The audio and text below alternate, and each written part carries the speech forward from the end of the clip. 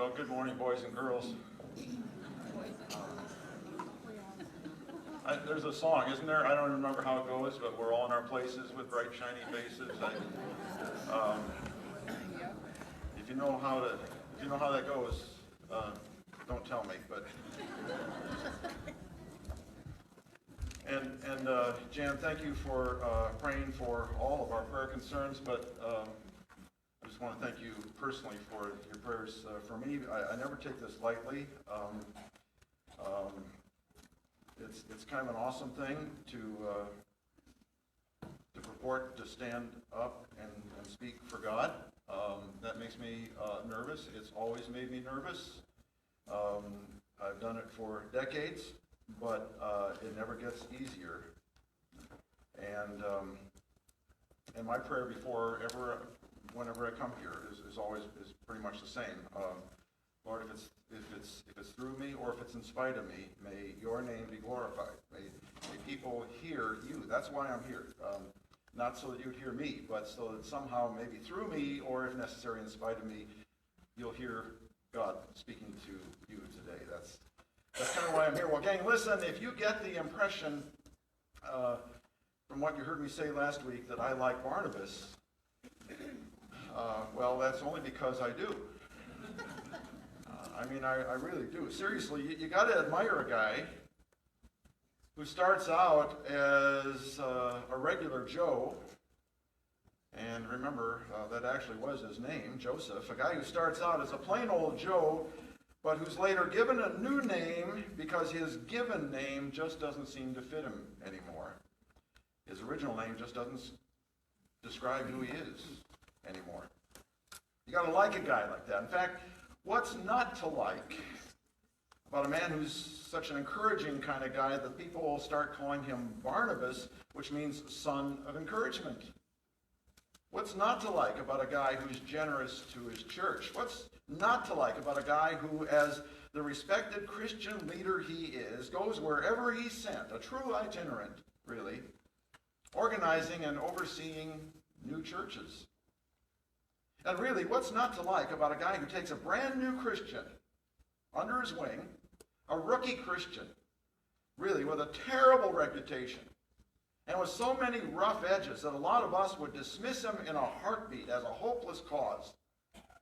A man seemingly always in trouble, a man named Saul, who not all that long ago did everything that he could possibly do to destroy the church and to persecute Christians. What's not to like about a guy like Barnabas who reaches out to a guy like Saul because he sees in him such a tremendous potential for leadership, and who then even takes the risk of introducing him to the established Christian leaders of the time like Peter and James and John?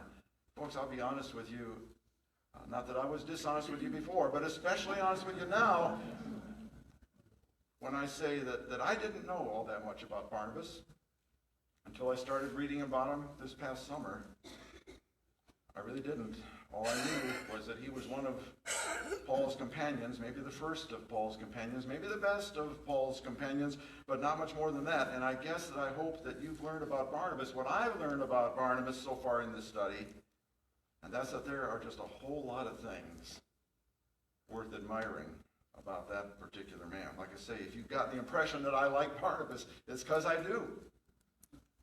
I really do. And the fact of the matter is that they really did make a good team together, Barnabas and Paul.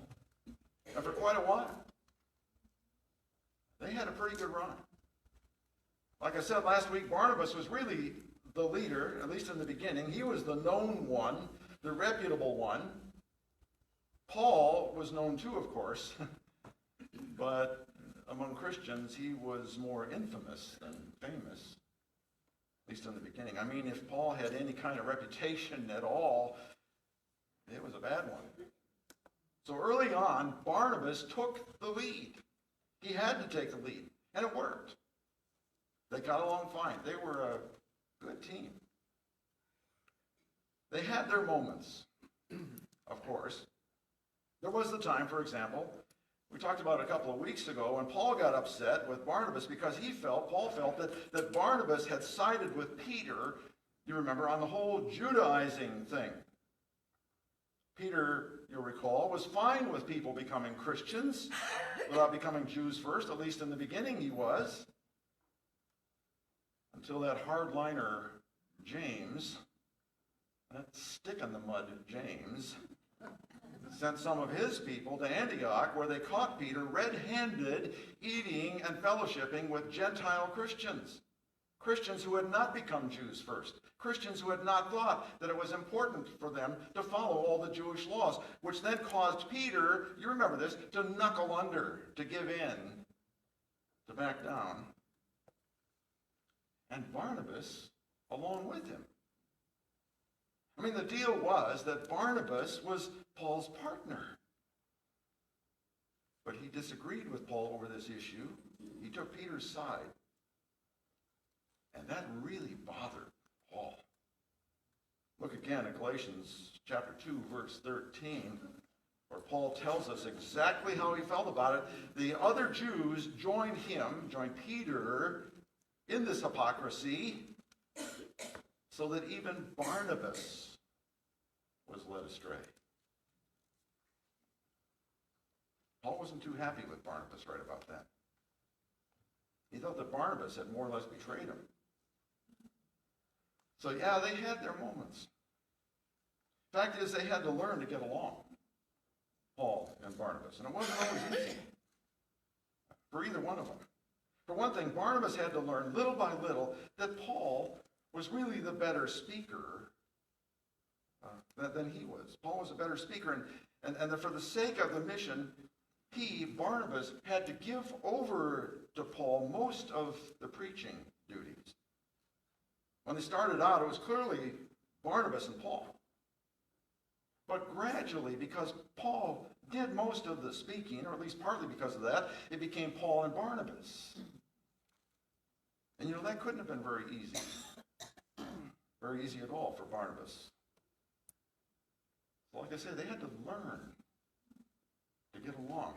And then, of course, there was that time in Lystra. I don't know if you know this story or not, but it's kind of comical, actually. That time in Lystra, when Paul and Barnabas both had to deal with a crowd that simply had no idea who they really were, and where things just sort of got out of hand. It's an interesting story. Turn to Acts chapter 14, if you would, please. Acts chapter 14, starting with the 8th verse, going through the 15th verse. Acts 14, 8 through 15. When you get there, you'll see this story that Luke, the writer of the book of Acts, tells. He says, "In Lystra there sat a man who was lame. He had been that way from birth and had never walked. He listened to Paul as Paul was speaking. Paul looked directly at him, saw that the man had faith to be healed, and called out, 'Stand up on your feet.' At that, the man jumped up and began to walk. When the crowd saw what Paul had done, they shouted in the Lycaonian language, now get this, 'The gods have come down to us in human form.'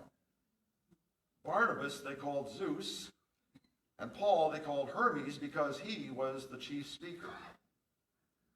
The priest of Zeus, who just happened to be there that day, whose temple was just outside the city, brought bulls and wreaths to the city gates because he and the crowd wanted to offer sacrifices to them, to Paul and Barnabas. But when the apostles Barnabas and Paul heard of this, they tore their clothes, which, as you know, was something that people literally did back then as a sign of grief or disagreement. They tore their clothes and rushed out into the crowd, shouting, 'Friends, why are you doing this? We too are only human, like you.'" Well, the story goes on from there, and you may want to look at it later on your own. Like I say, it really is an interesting story. But the deal, as far as today's lesson is concerned, is that in Greek mythology, I don't know, maybe you know this, there was a whole pantheon. In other words, there was just a whole bunch of gods. Gods in charge of this, and God's in charge of that. God's basically everywhere you look. And Zeus was the king of all the gods. He was the ruler of Mount Olympus, God of the sky and the thunder and the lightning, and of law and order and of fate and all the important stuff. He was, in other words, Zeus was in Greek mythology, top of the heap, king of the hill, top god of all the gods. Hermes, on the other hand, was the second youngest of all of Zeus's sons, which put him way down the pecking order, near the bottom. And he, Hermes, well, he was the god of travel and the god of animal husbandry, writing and trade and other various miscellaneous things. He was, in other words, Hermes was a kind of catch-all god. God in charge of various miscellaneous things. Now, I don't know about you, and maybe you're one of those people who's just, you're perfectly fine, just being a part of the gang, doing whatever you feel like doing. Maybe you're okay just kind of going along for the ride. But I'm thinking that, Zeus really had the better deal. Zeus had the better job description here. And again, I don't know about you, but given the choice, I think that I personally, would have rather been the God in charge of lightning and thunder than the God in charge of taking care of the animals. Just saying. But when the Lycaonians hear Paul's sermon that day, what do they do? When they hear that sermon that day, they end up thinking that Barnabas, even though he didn't say anything, he's just off to the side, that Barnabas was really Zeus in disguise. And that Paul, the speaker of that day, doing his level best to present the gospel to all the people who were there. And let's not forget, at the time he's preaching, even during the time he's preaching, he heals a guy who can't walk, who stands up and jumps up and does all kinds of things. That's Paul. Paul is really shining that day. And they think, well, he must be Hermes. Zeus is the guy in charge. And Paul's just like the press agent, That's basically what happened that day in Lystra. So they had some things to work out, Paul and Barnabas. One historian back then, I can't remember exactly who it was, I did some reading about Paul and Barnabas this past summer, and I took some notes, but I forgot to write down exactly who said it. It's not anything I made up. Somebody wrote something, I can't remember, but he said that Barnabas almost kind of looked like a god, He looked kind of like we think a Greek god might look like. That he was tall and handsome and all that. Well, Paul was short and bow-legged and red-faced and bald.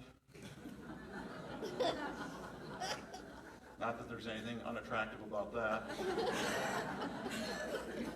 And they also had a long nose and even, this writer said, even a unibrow, one of these goes all the way across, Sounds like he didn't have to dress up for Halloween, Now, I don't know if any of that's true or not. But if it is true, now let's just say that Paul had his work cut out for him to be seen as the leader. They had some things that they had to work out, Paul and Barnabas. Still, they basically got along pretty fine. Until one day they didn't. There came a day when Paul and Barnabas, the team of Barnabas and Paul, went their separate ways. They split up.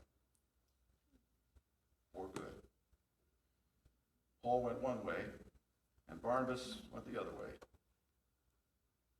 They got along fine until they didn't. Let's look at what happened. Turn, please, to Acts chapter 15, starting with the 36th verse.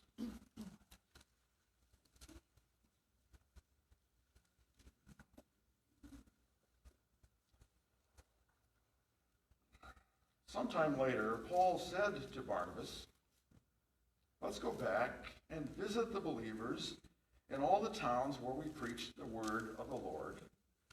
In other words, on their first missionary journey. Let's go back there and see how they're doing.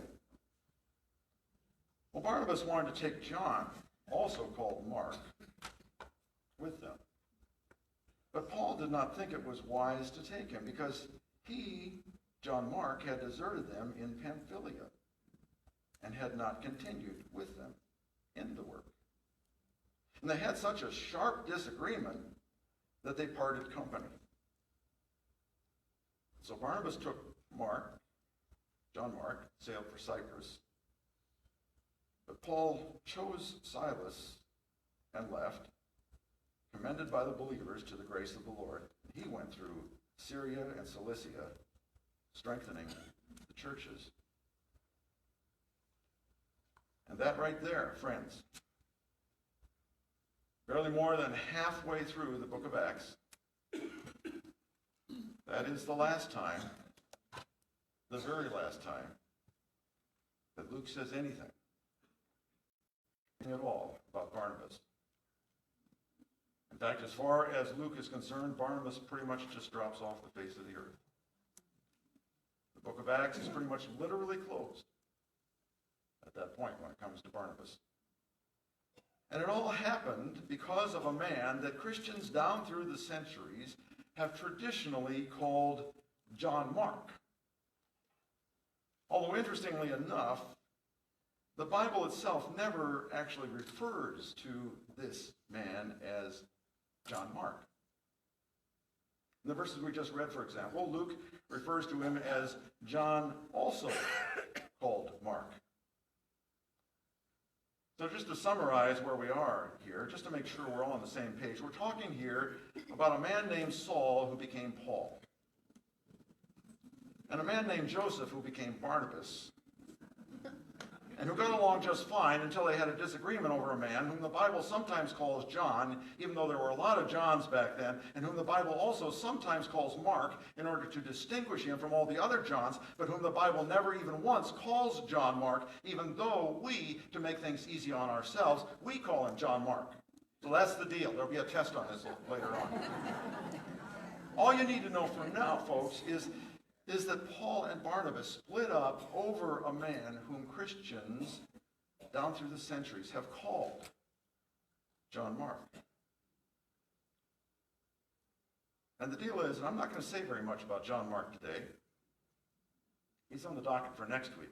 I'm not going to talk at all about John Mark today, except to say that there is something interesting about him. So stay with me here just briefly this morning. What you need to know about John Mark today, while you wait for the full story next week, is that he, John Mark, or John, also called Mark, was actually related to Barnabas.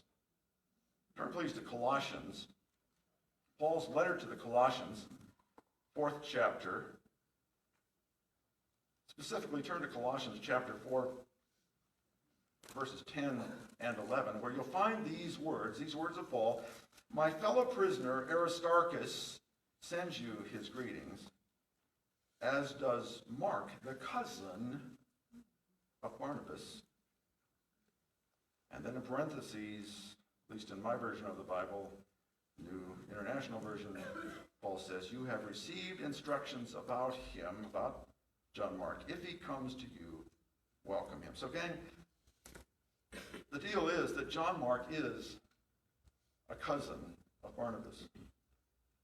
And at this particular point, when Paul writes to the Colossians, it would appear that that's not a problem, really, as far as Paul is concerned. In fact, Paul actually urges the church in Colossae, we just read these words, he urges that church in Colossae to welcome John Mark if, in fact, John Mark happens to show up there.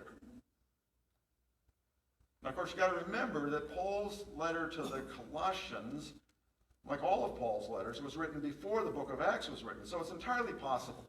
In fact, it's likely that whatever problem had developed between Paul and John Mark had not yet happened when Paul wrote this letter. But what you need to know today, is that Barnabas and John Mark were cousins.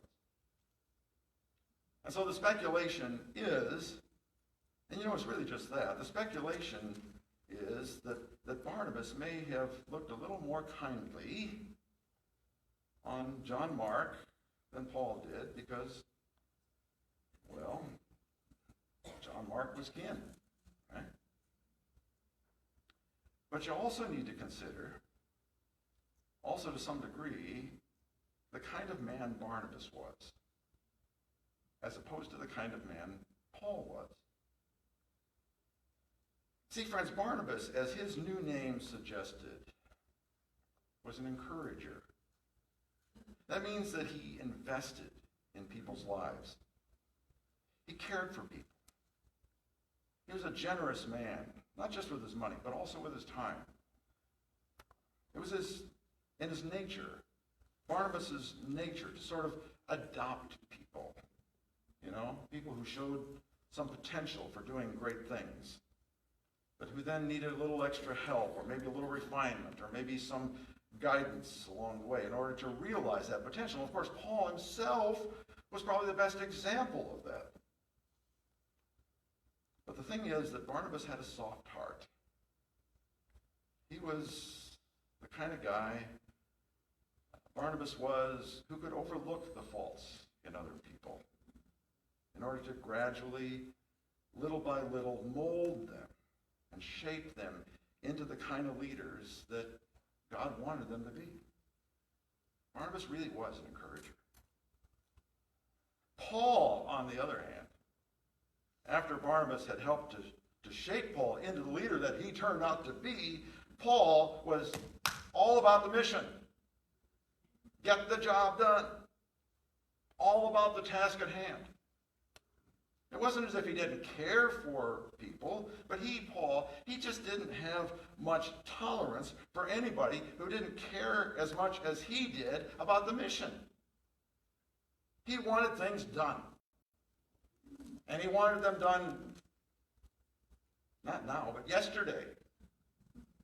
See, Paul was all about building churches. Building churches where there were no churches, and building up God's kingdom as much as he possibly could.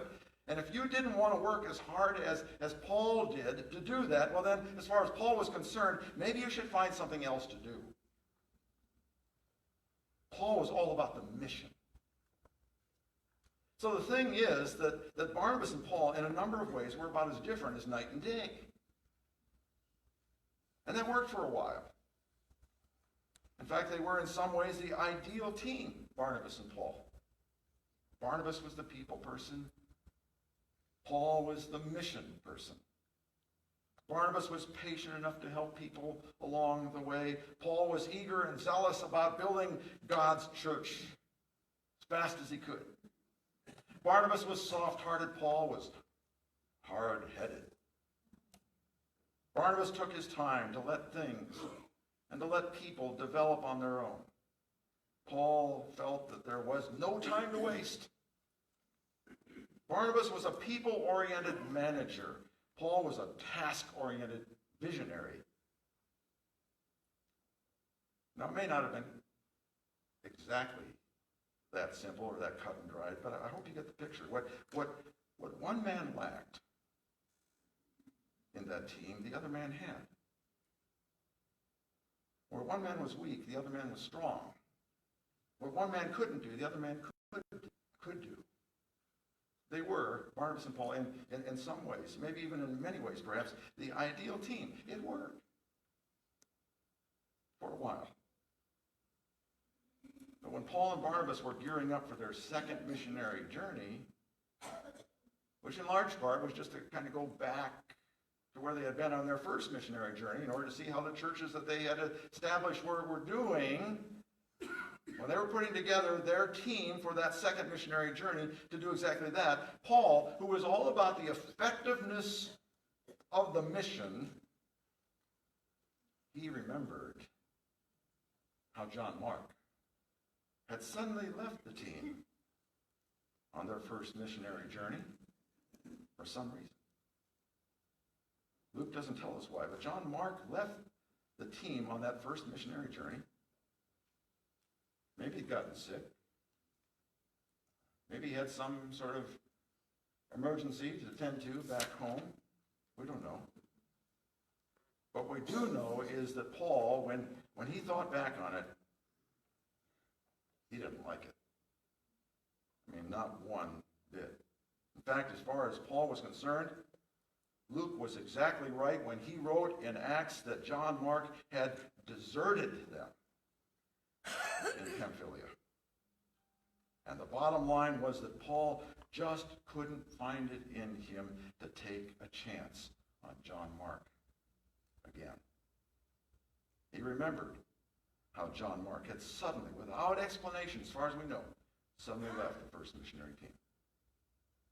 Barnabas, on the other hand, because after all he was Barnabas, because he really was an encourager, and maybe because John Mark happened to be his cousin, Barnabas thought that John Mark should be included on the team. That whatever had happened on that first missionary journey to cause John Mark to leave the team was probably a one-time deal. Not real big thing. Probably some sort of extenuating circumstance that certainly wouldn't happen again. Certainly not any kind of intentional desertion. And even if it was, at the very least, John Mark deserved a second chance and should be included on the second team. So the deal was that the lines were drawn. Oh, yeah. I forgot about that. A lot of people think that there were not cameras back then, but I did a little research online, and I came across this ancient photograph of Barnabas. That's him on the left. He does look like Zeus, doesn't he? I mean, he looks really good. Full head of hair, and that distinguished look, and then that short little squatty unibrow guy on the right. That's Paul. Well, anyway, they went their separate ways. But, friends, there are two things I want you to notice about this split. First thing that I want you to see, first thing that I think would be really good for you to see about this split between Paul and Barnabas is that we have no record, absolutely no record at all, that either Paul or Barnabas said anything negative ever about the other man. Now, maybe they did, but we don't know that they did. I'm thinking that Barnabas was probably too nice to say anything bad about Paul. And Paul was just plain too busy thinking about the future to worry about what happened in the past. That's just speculation, of course.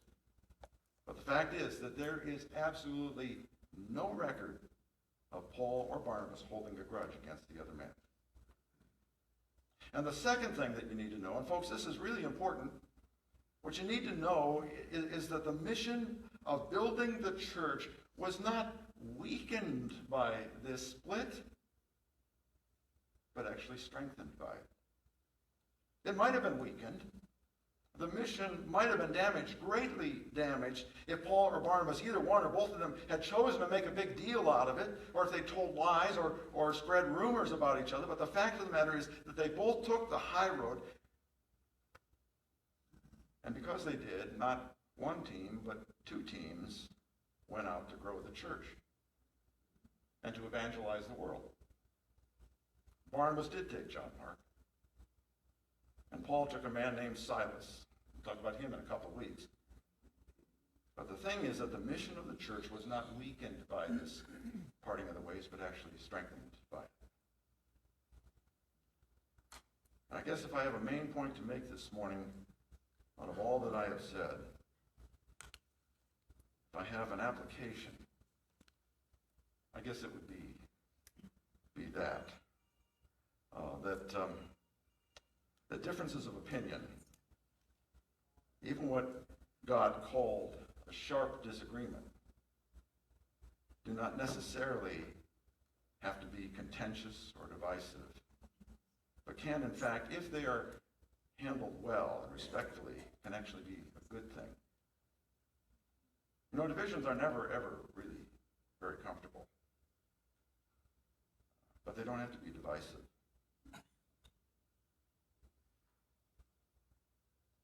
I've been thinking about this a lot lately, about Paul and Barnabas working together, and then going their separate ways, and also about how Christians, other Christians, maybe even all Christians, from time to time may sometimes choose, even those of us living today, how we may choose sometimes to work together and then later on decide that, well, maybe we should go our separate ways.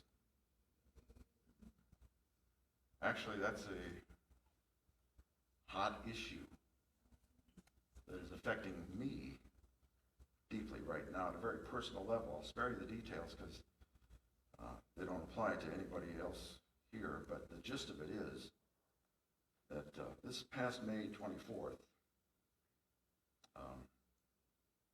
just a week after we stopped meeting together and broke for the summer,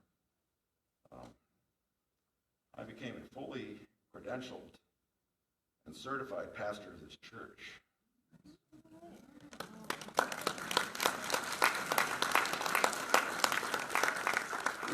Which is an honor that I could never have imagined. But the thing is that I am praying now, and I'm pondering, and I'm seeking God's guidance on what I should do or need to do with my previous pastoral credentials, going back to my mid-20s. Which, if you can't tell, was a while ago. This church is my home. And this particular ministry, Encompass, is the living room in that home. This is exactly where I want to be right now. But Pastor Bob's message 2 weekends ago about leaving, and Pastor Jason's message last weekend about staying. As Bob prepares to leave and as Jason prepares to stay, they hit me deeply. Those two messages have given me a lot to consider about present commitments and previous commitments. Commitments I want to keep and commitments I no longer need to keep. Partnerships that I cherish and just want to live with for as long as I possibly can, and then partnerships that are no longer operative in my life. And I have reasons to stay and reasons to leave those previous relationships. Like I say, I've been thinking a lot about this lately, especially as I've been studying and teaching about Paul and Barnabas. I'm not sure if I can cite chapter and verse. If I were a lifelong Baptist, I probably could. But I do have the feeling, nevertheless, that there is a time to stay in a relationship and a time to move on from that relationship, as both Paul and Barnabas discovered. As Bob and Jason said over the past 2 weekends, at least one of the things that I heard both men say, as they said, is that leaving is hard, but you know, so is staying. It's not always an easy choice. And that whatever we end up doing, we need to make sure that it's God's choice for us and not necessarily our choice for ourselves. Keeping your commitments like your baptismal vows and your marriage vows, keeping commitments like those and others is exceedingly important. There should be commitments that we will keep, or at least intend to keep, at all costs for the rest of our lives. Commitments that we will break only as a very, very last resort. But moving on from some previous commitments, friendships and partnerships and jobs, moving on from commitments like those is also important. When those previous commitments become toxic to us, and when they keep us from becoming the Christ followers that we are each called to be. Gang, we should each reserve the right to put our commitment to Jesus Christ before any other commitment that we will ever make, or any commitment that we may have ever made in the past, and to align ourselves, if necessary, or to disassociate ourselves with others in order to make that possible. I, for one, choose not to have as my closest friends those who are profane, or lewd, or blaspheming, or heretical, or negative, or immoral,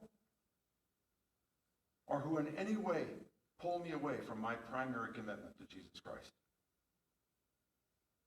I may live another few years. I may live another few decades, although I certainly hope not. But either way, the time is short. I don't know about you, but I cannot afford to have any friend who affects my relationship with Jesus Christ.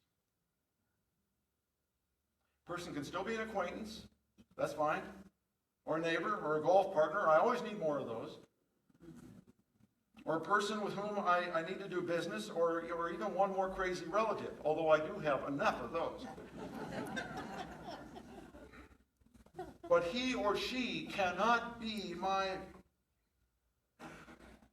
best friend. I cannot treat that person as my brother or my sister in Christ until or unless he or she actually makes the decision someday to be my brother or sister in Christ. For me to be the Christ follower that I am called to be,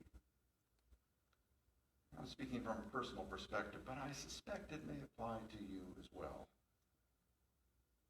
For me to be the kind of Christ follower that I'm called to be,